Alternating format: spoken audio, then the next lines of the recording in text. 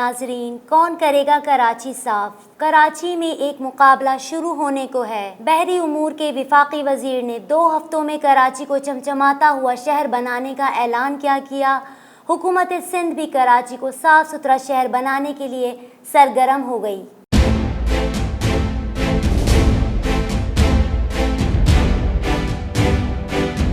अली जैदी की सफाई मुहिम का आगाज 4 अगस्त से होगा।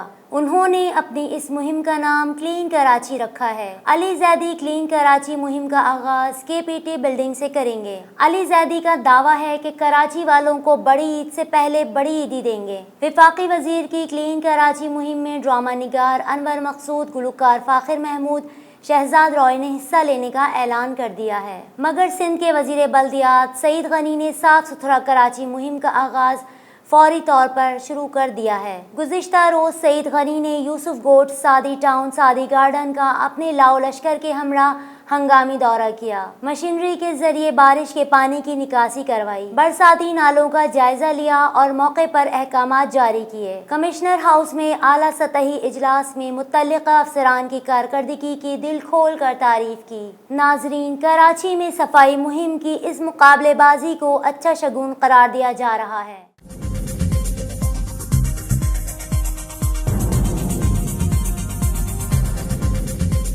न्यूज़ से अपडेट रहने के लिए हमारे चैनल को सब्सक्राइब करें और बेल आइकन पर क्लिक करें।